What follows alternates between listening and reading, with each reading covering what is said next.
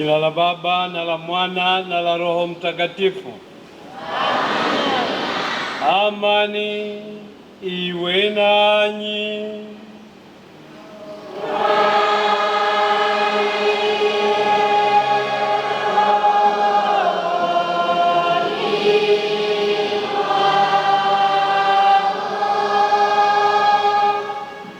Ndugu zangu wapendwa, leo ni Jumapili ya 19 ya mwaka A.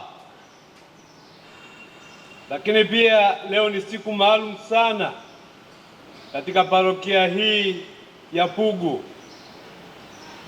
Unaweza kusema kwamba leo ni Pentekoste hapa Pugu. Shangilieni basi.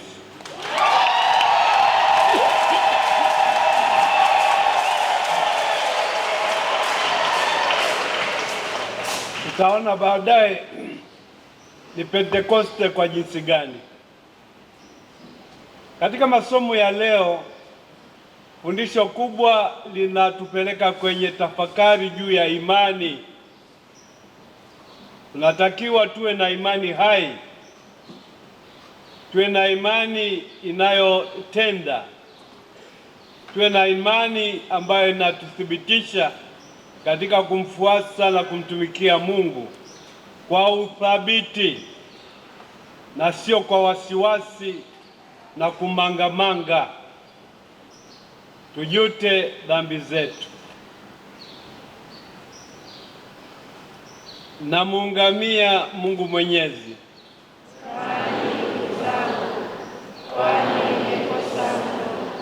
kwa mawazo, kwa maneno, kwa matendo na kwa kutenda.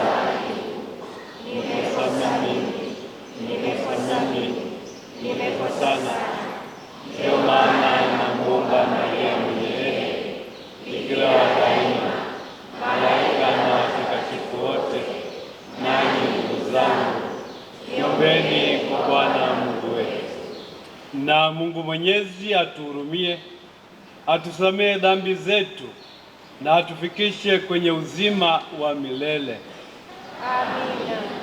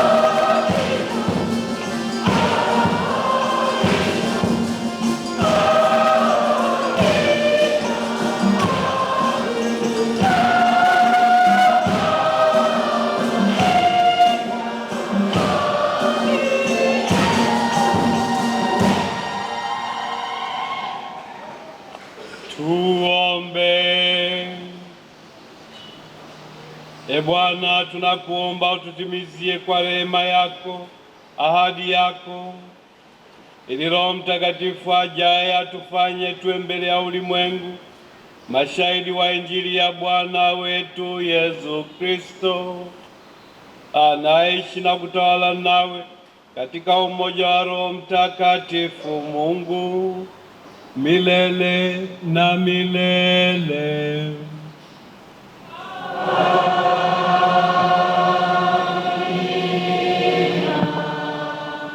Somo katika kitabu cha kwanza cha Mfalme. Elia alifika kunako pango, akalala ndani yake, na tazama, neno la Bwana likamjia, akasema, toka usimame mlimani mbele za Bwana.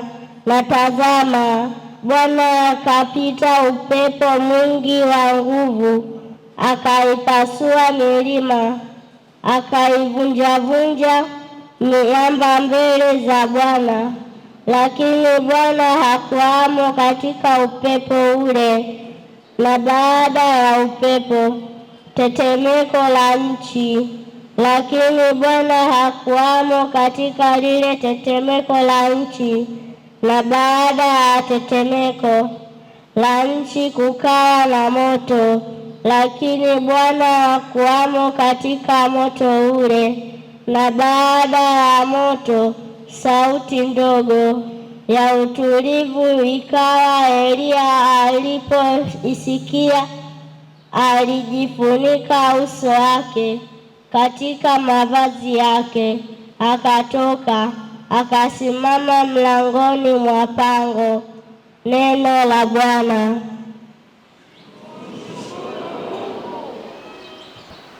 E Bwana, utuonyeshe rehema zako, utupe wokovu wako.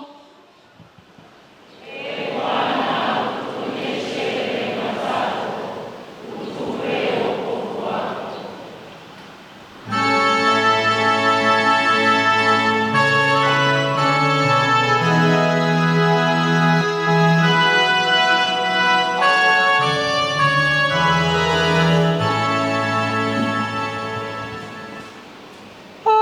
Bwana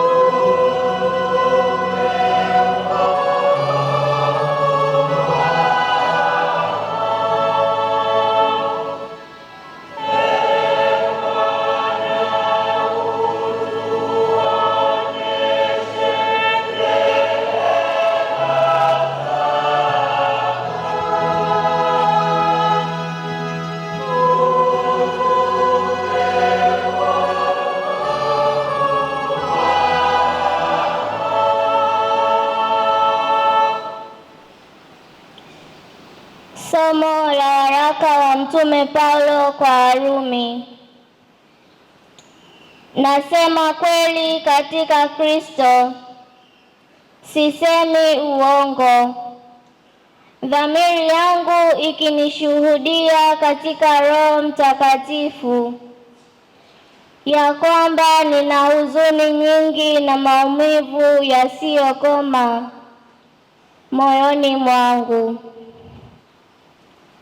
Kwa maana ningeweza kuomba mimi mwenyewe niharimishwe na kutengwa na Kristo kwa ajili ya ndugu zangu, jamaa zangu, kwa jinsi ya mwili, ambao ni Waisraeli wenye kule kufanywa wana na ule utukufu na maagano na kupewa Torati na ibada ya Mungu na ahadi zake,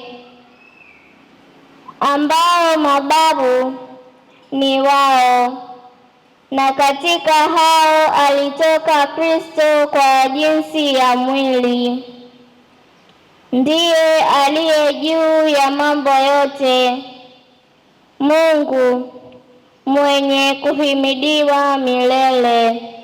Amina.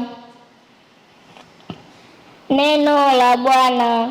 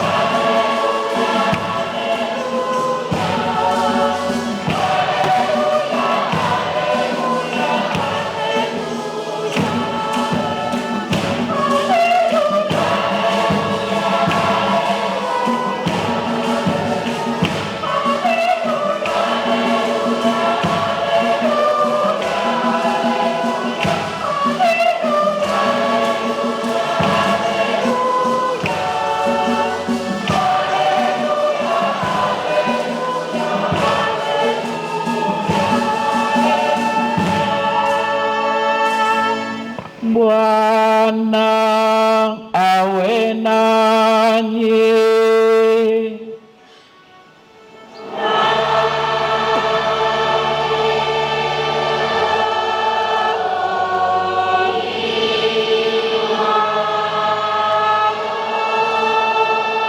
Somo la Injili takatifu ilivyoandikwa na Mathayo.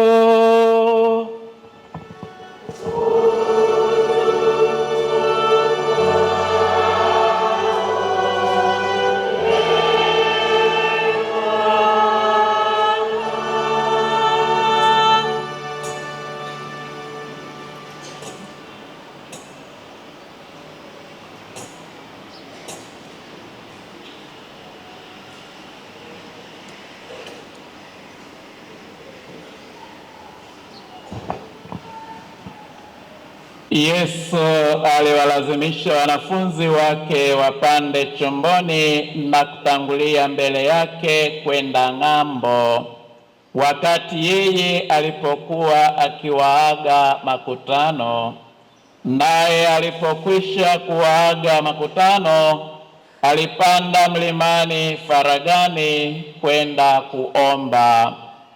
Na kulipokuwa jioni, alikuwako huko peke yake, na kile chombo kimekwisha kufika katikati ya bahari, kinataabika sana na mawimbi, maana upepo ulikuwa wa mbisho.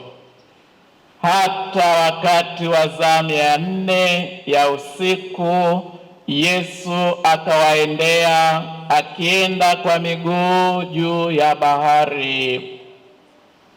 Wakafadhaika wakisema, ni kivuli, wakapiga yowe kwa hofu. Mara Yesu akanena akawaambia, jipeni moyo, ni mimi, msiogope. Petro akamjibu akasema, Bwana, ikiwa ni wewe, niamuru nije kwako juu ya maji. Akasema, njoo. Petro akashuka chomboni akaenda kwa miguu juu ya maji ili kumwendea Yesu. Lakini alipoona upepo akaogopa, akaanza kuzama, akapiga yowe akisema, Bwana, niokoe.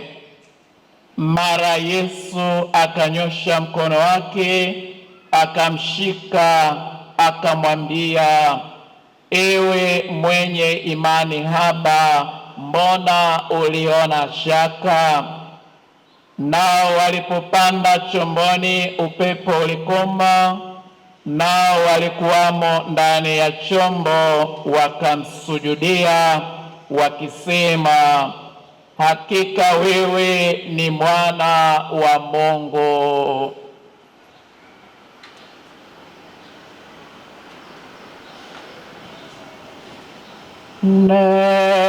Neno la Bwana.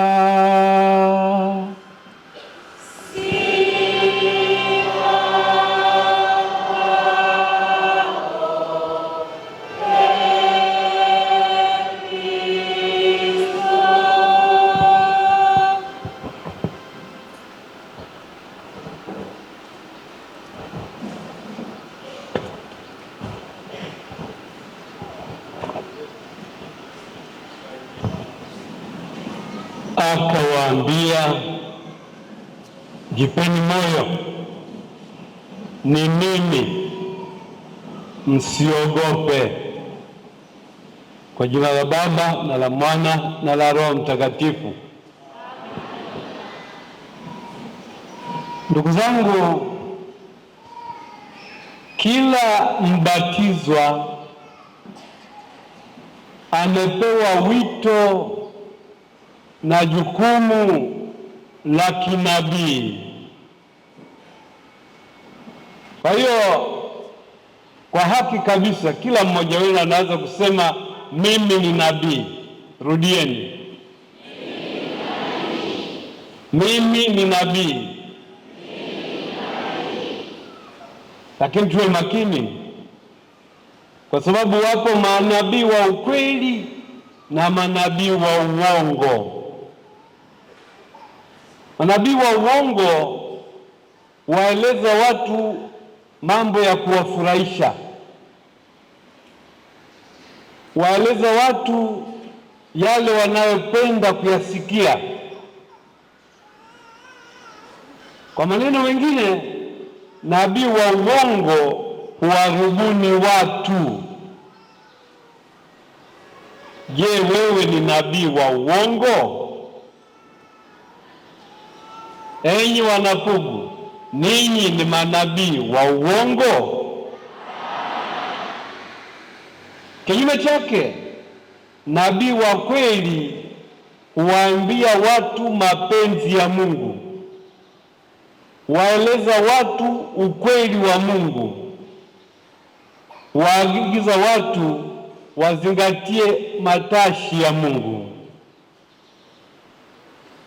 Leo tumesikia habari za nabii Eliya. Eliya ni nabii maarufu kuliko manabii wote wa Agano la Kale. Eliya ni mwakilishi wa manabii wote, na Eliya aliitwa na kutumwa katika kipindi kigumu, kipindi ambapo watu wa Israeli walikuwa wamekengeuka. Nanyi mnajua maana ya kukengeuka eti? Watu wakikengeuka wanakuwa ovyo, wanakuwa chukizo, wanakuwa kero mbele ya Mungu. Na Waisraeli ndivyo walivyokuwa. Sasa nabii Eliya alitumwa akawaonye, akawaambie Mungu anataka warudi tena kuwa watu wake, waenende tena kwa unyofu, wazingatie haki, wazingatie ukweli, wazingatie huruma, wazingatie mapendo, wazingatie uadilifu. Na kwa bahati mbaya, uozo wa Israeli ulilihusisha mpaka taifa ngazi ya mfalme. Mfalme wa Israeli na nyumba yake walikuwa wameoza. Kwa Kiswahili kingine unaweza kusema walikuwa wamedoda. Je, nyinyi mmeoza na kudoda? Enyi wanapugu, mmeoza na kudoda? Bado. Mwangalie usiendeko.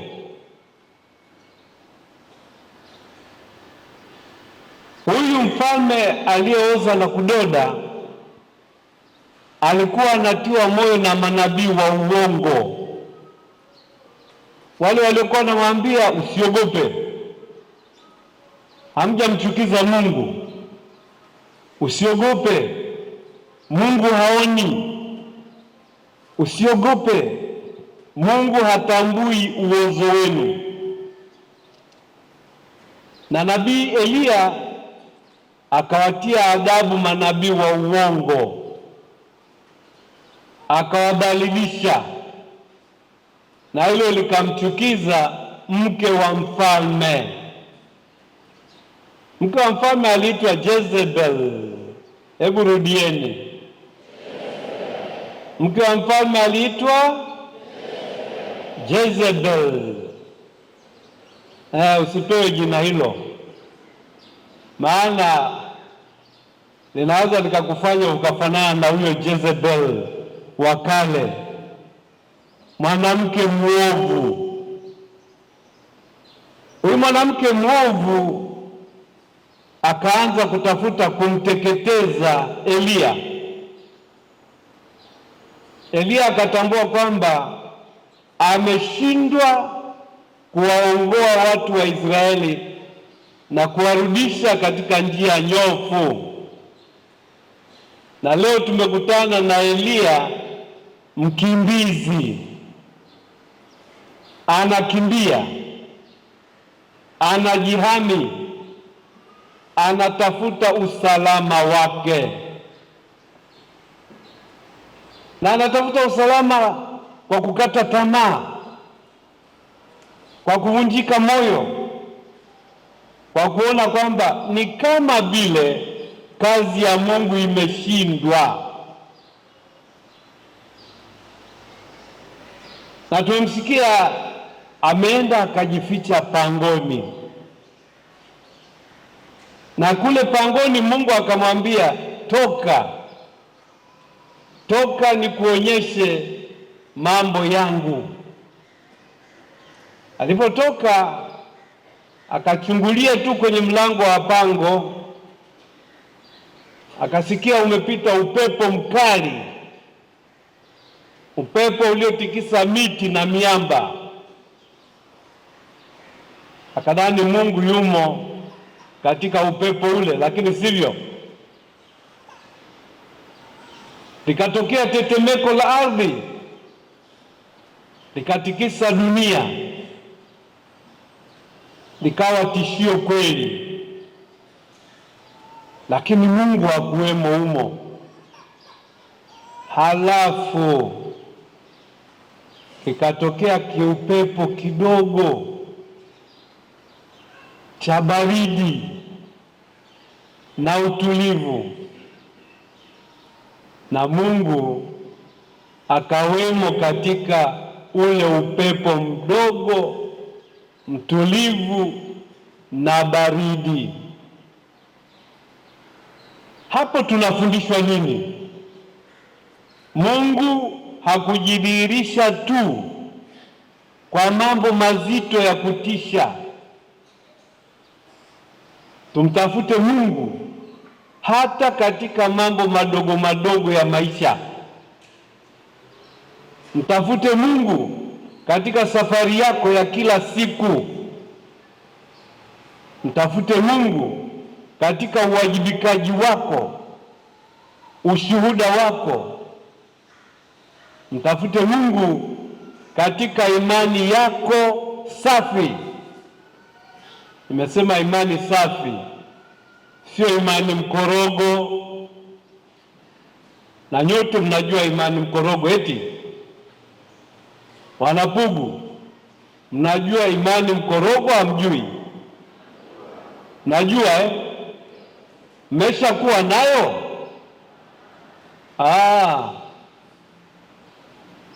Naomba msiwe nayo, maana imani mkorogo ni fedheha, ni mahangaiko, ni usaliti.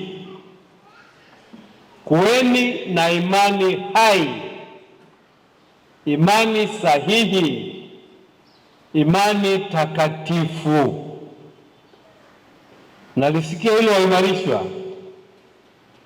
Muwe na imani hai, imani sahihi, imani takatifu. Rudieni.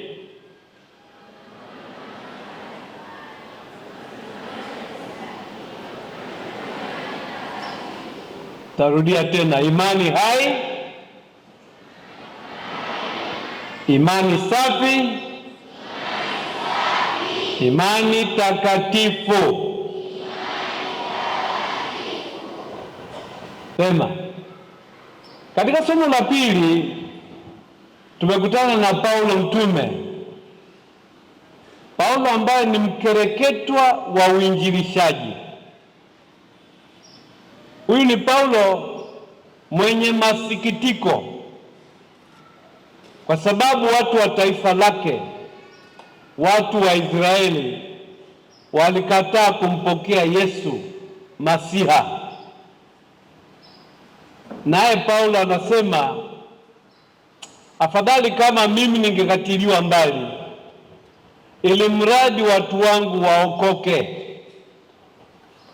ili mradi watu wangu wampokee Kristu Masiha, ili mradi watu wangu wapokee zawadi ya wokovu. Hapo Paulo anatufundisha fundisho hili: kila mbatizwa anapaswa kujali na kuhangaikia wokovu wa mwanadamu mwenzake. Katika somo la Injili tumekutana na Yesu ambaye ameshafanya kazi nzito ya kufundisha, na baada ya kufundisha akawalisha watu. Tuliambiwa aliwalisha watu takriban 5,000, wanaume bila kuhesabu wanawake na watoto. Najua ukienda mahali ukikuta halaiki, unategemea wengi wawe wanaume au wanawake? Wanawake na watoto.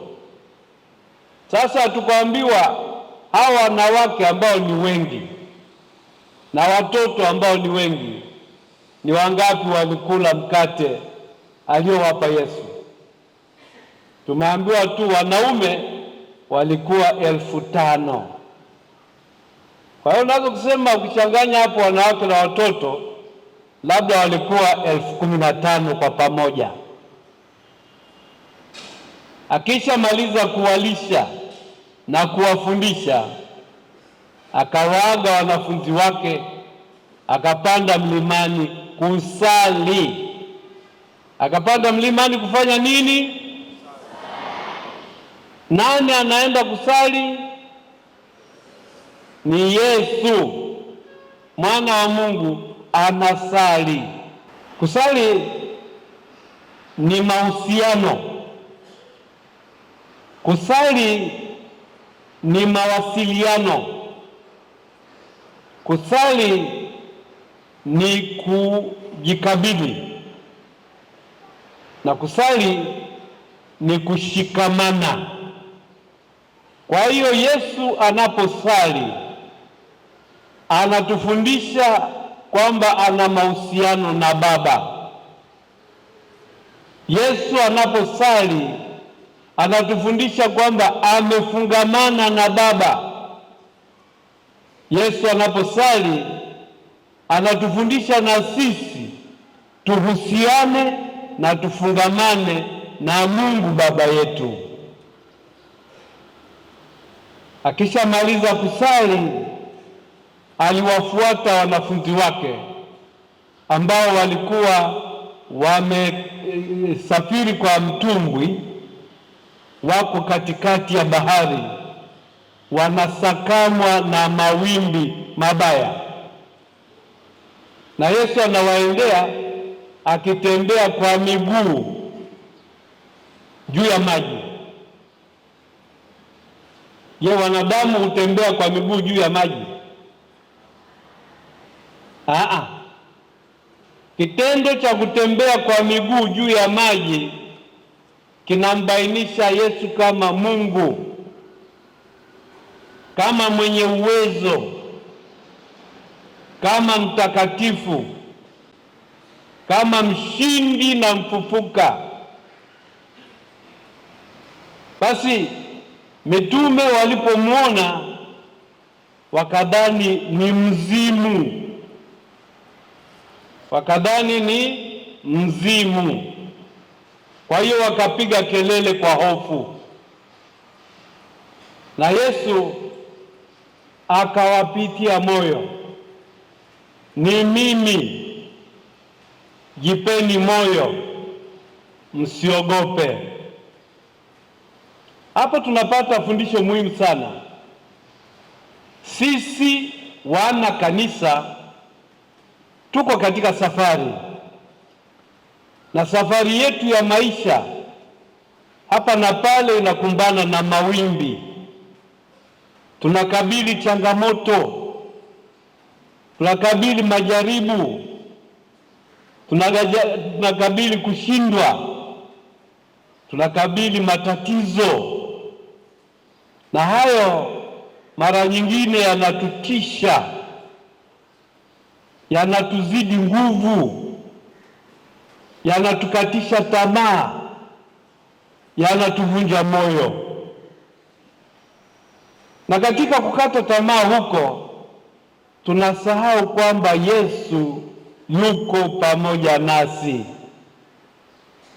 Sasa mtarudia tena maneno ya Yesu kwa mitume ambayo ni maneno ya Yesu kwetu. Rudieni kusema ni mimi. Jipeni moyo, msiogope. Ni mimi. Jipeni moyo, msiogope. Somo letu la kwanza lilitoka kitabu gani?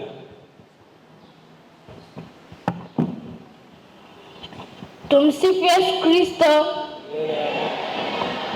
Somo letu la kwanza limetoka kwenye kitabu cha Wafalme.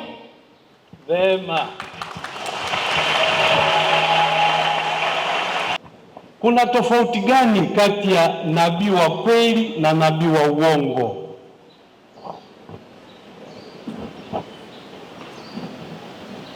Kutangaza habari zisizo za kweli. Kutangaza habari injili zisizo za kweli. Nani anatangaza hivi? Nabii asiye wa kweli. Nabii wa uongo, sio Haya. Je, sala maana yake ni nini?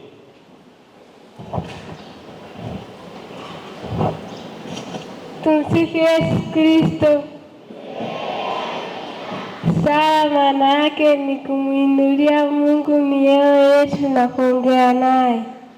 Vema. Maana nyingine ya sala ni nini? Tumsifu Yesu Kristo. Maana sala ni kumwinulia Mungu mioyo yetu na kuongea naye kama baba yetu. Vema.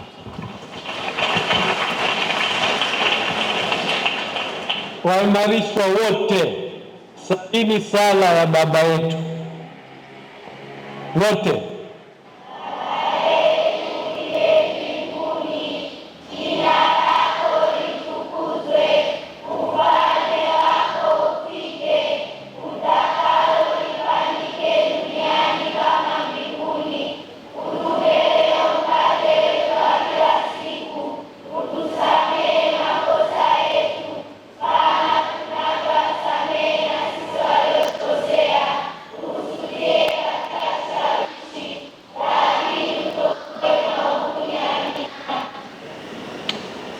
Ndugu wapendwa, tunakaribia kutoa sakramenti ya kipaimara. Kabla ya kufanya hivyo, tutawaalika waimarishwa na ninyi waamini wenzao tukiri imani yetu. Tusimame. Je, mwamkataa shetani na mambo yake yote na hila zake zote na fahari zake zote? Je, mwamsadiki Mungu Baba Mwenyezi, muumba wa mbingu na dunia? Je, mwamsadiki Bwana wetu Yesu Kristo, mwanawe wa pekee, aliyetungwa kwa uwezo wa Roho Mtakatifu, akazaliwa na Bikira Maria, akateswa kwa amri ya Poncio Pilato, akasulubiwa, akafa, akazikwa, akashukia kuzimu, siku ya tatu akafufuka katika wafu, akapaa mbinguni, amekaa kuume kwa Mungu Baba Mwenyezi, na toka huko atakuja kuwahukumu wazima na wafu.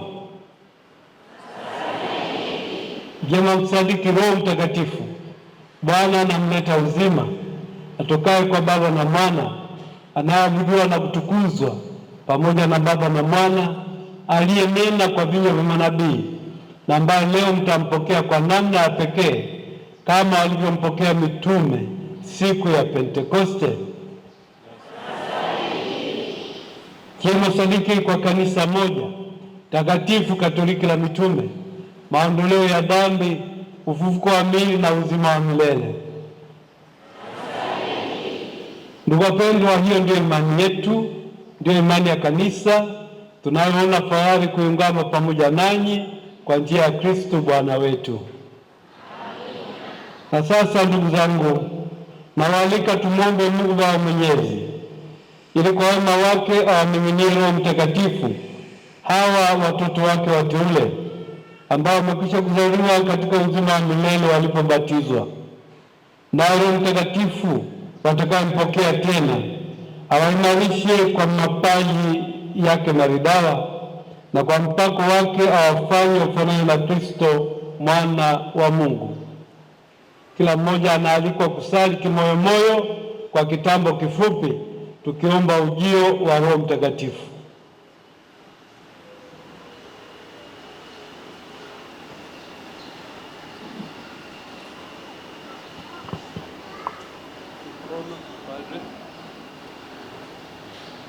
Mungu Mwenyezi, Baba wa Bwana wetu Yesu Kristo, ndio uliwazaa upya watumishi wako hawa kwa maji na Roho Mtakatifu, ukawaokoa kutoka katika vifungo vya dhambi na mauti.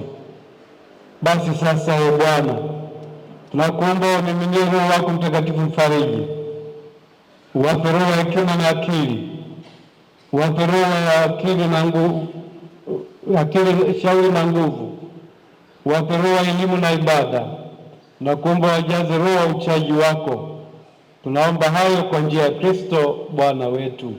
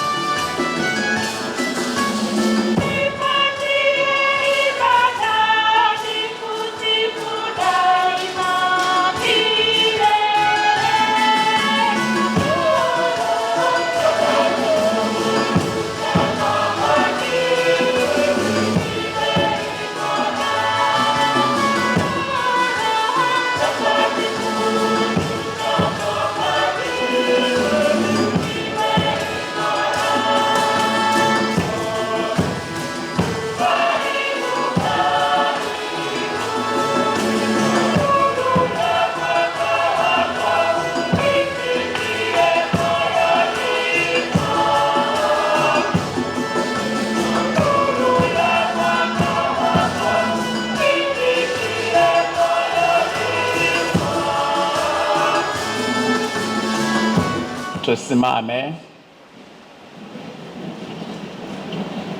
Ndugu zangu, tumombe kwa unyenyekevu Mungu Baba Mwenyezi, sala hii iwe yetu sote jumla, kama vile imani, matumaini na mapendo huwa yote pamoja, na hayo hutoka kwa Roho wake Mtakatifu. Walioandaliwa kwa maombi wasogee mbele. Uibariki nchi yetu ya Tanzania pamoja na viongozi wote wa serikali waweze kuiongoza nchi yetu kwa haki na amani. Ee Bwana, tunakushukuru wewe Mungu Roho Mtakatifu kwa siku hii ya leo ambayo tutakupokea kwa namna ya pekee na mapaji yako saba, tuweze kuishi imani yetu na kuitetea hadi mwisho wa maisha yetu. Ee Bwana, uwapokee ndugu zetu marehemu waliotutangulia kufika kwako, uwape pumziko la milele huko mbinguni. Ee Bwana, Mungu, uliwapa mitume wako Roho Mtakatifu, ukataka hao mitume na waandamizi wao wawape waamini huyo Roho. Usikilize kwa wema sala yetu, tujalie kile ulichotenda wakati Injili inaanza kuhubiriwa kienee sasa pia mioyoni mwa waamini. Tunaomba haya kwa njia ya Kristo Bwana wetu. Amen. Na sasa tunaendelea na matoleo.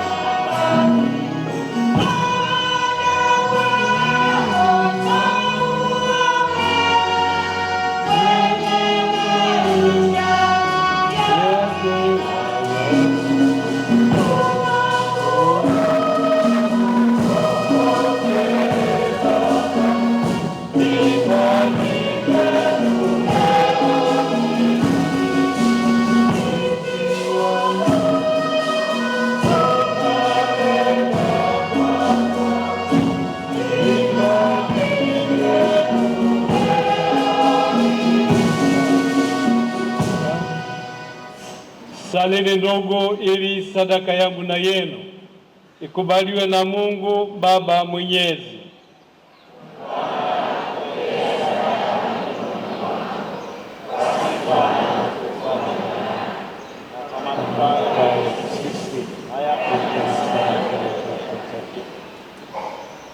Ee Bwana, tunakuomba uyapokee kwa rehema yako maombi ya watumishi wako, wajalie wafananishwe kikamilifu zaidi na mwanao, na wazidi kumshuhudia bila kuchokoma, wakishiriki ukumbusho wa ukombozi wake, ambao kwa yeye ametustahilisha Roho wako. Tunaomba hayo kwa njia ya Kristo Bwana wetu.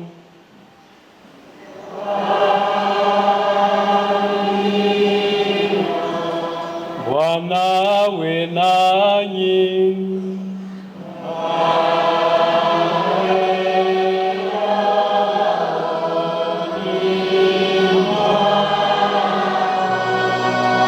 Inueni mioyo.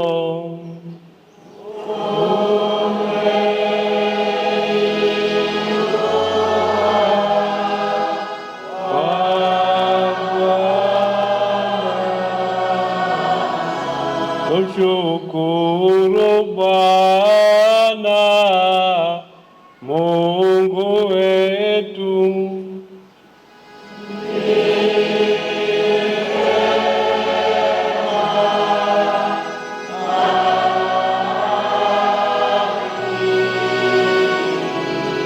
Kweli ni vema na haki, tendo la kufana la kuleta wokovu. Tukushukuru wewe daima na popote. Bwana Baba uliye mtakatifu, Mungu mwenyezi wa milele, kwa njia ya Kristo Bwana wetu. Yeye alipaa juu ya mbingu zote, akaketi kuume kwako, akatimiza ahadi ya kumpeleka Roho Mtakatifu anayetufanya sisi kuwa wanao.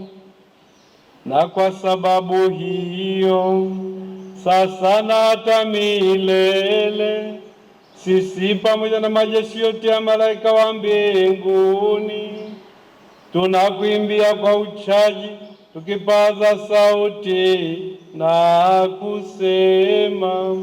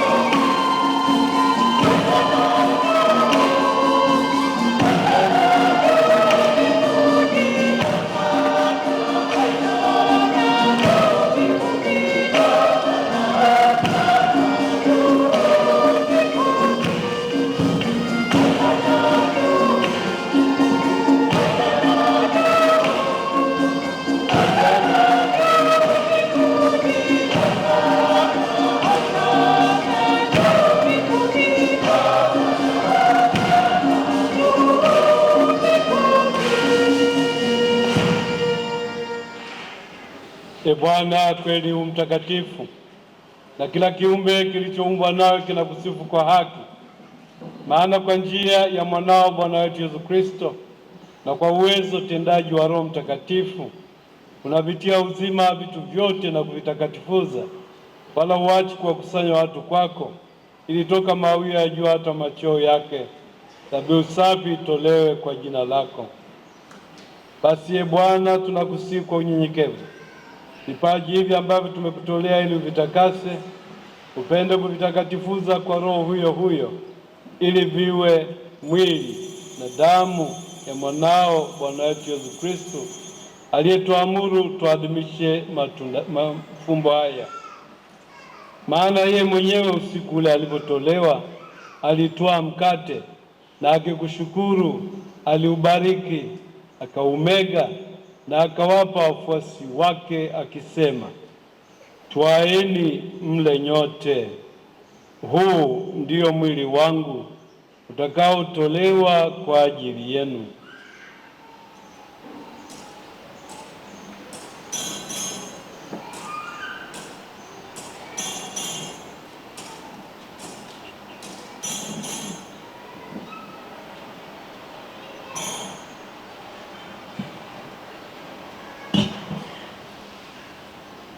Vivyo hivyo baada ya kula, akitwaa kikombe na kukushukuru, alikibariki na akawapa wafuasi wake akisema, twaeni mnywe nyote, hiki ndicho kikombe cha damu yangu, damu ya agano jipya na la milele, itakayomwagika kwa ajili yenu na kwa ajili ya wengi kwa maondoleo ya dhambi.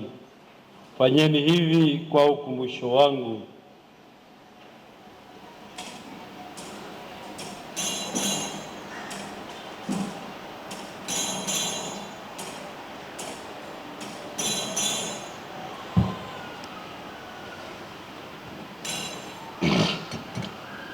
Fumbo la imani yetu,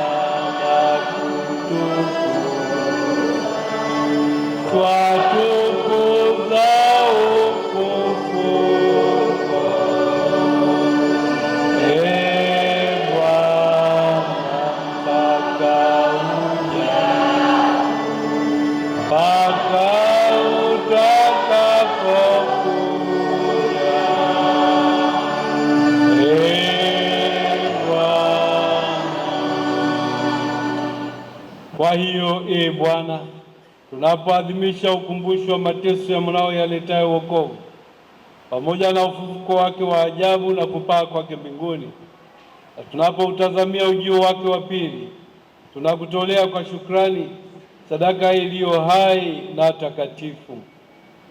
Tunakuomba uyaangalie matoleo ya kanisa lako, na kwa kumtambua yeye aliye kafara ambaye ulitaka kutulizwa kwa sadaka ya kifo chake, tujalie sisi tunaotiwa nguvu kwa mwili na damu ya mwanao na kujazwa Roho wake Mtakatifu, tupate kuwa mwili mmoja na roho moja katika Kristo.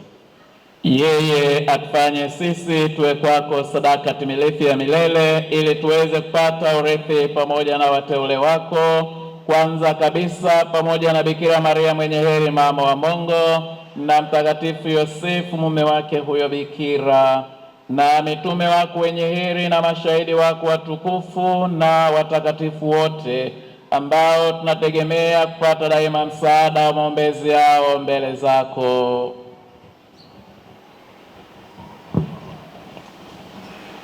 Tunakuomba Bwana, huyu aliye kafara na upatanisho wetu, alete amani na wokovu duniani kote.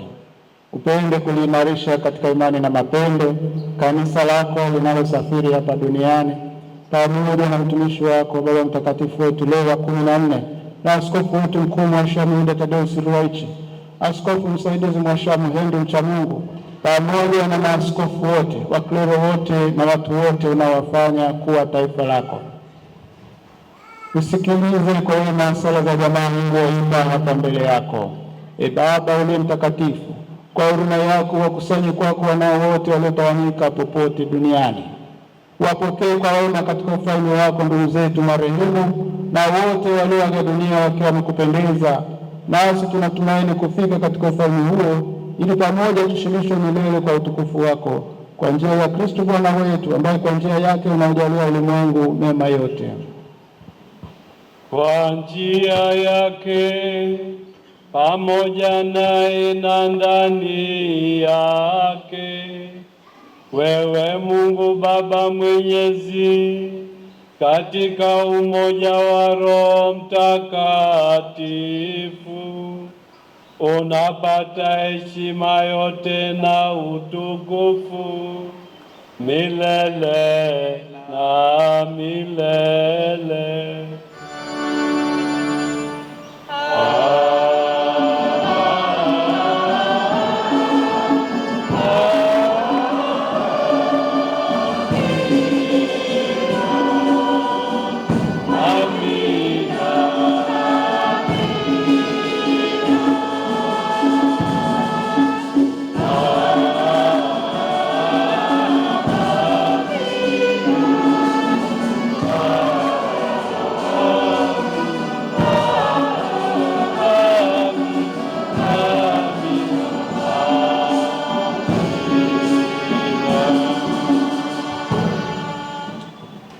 Na sasa tusali kwa imani kama tulivyofundishwa na Bwana.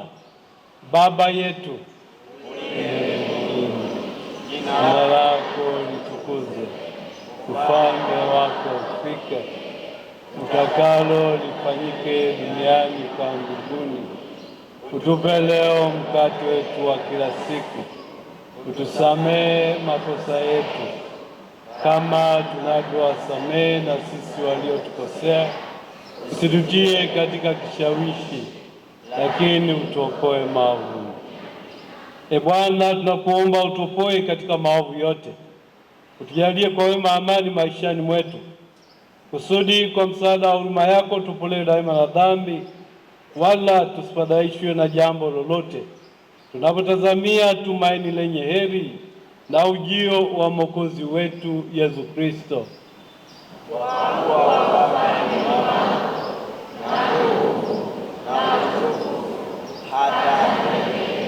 E Bwana Yesu Kristo, uliwaambia mitume wako, na wachieni amani na wapeni amani yangu, usizitazame dhambi zetu, ila ione imani ya kanisa lako. Upende kulijalia amani na umoja kama yalivyo mapenzi yako, unaishi na kutawala daima na milele.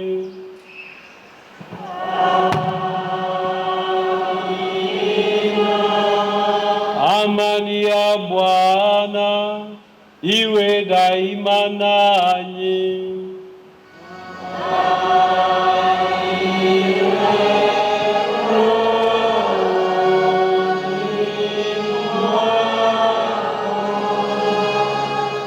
Mpeane amani.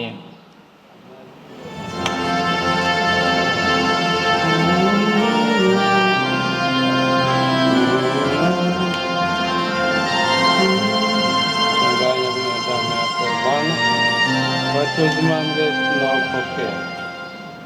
Bwana Yesu Kristo,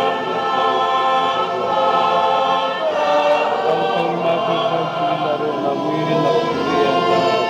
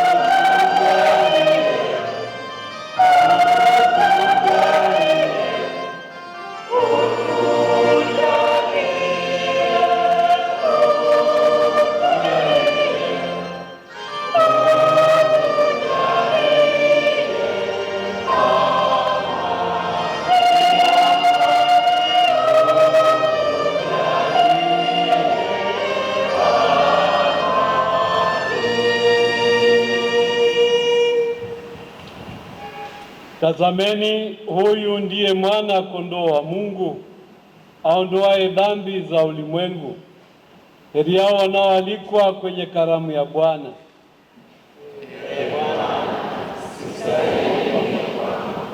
Lakini sema neno tu na roho yangu itapona.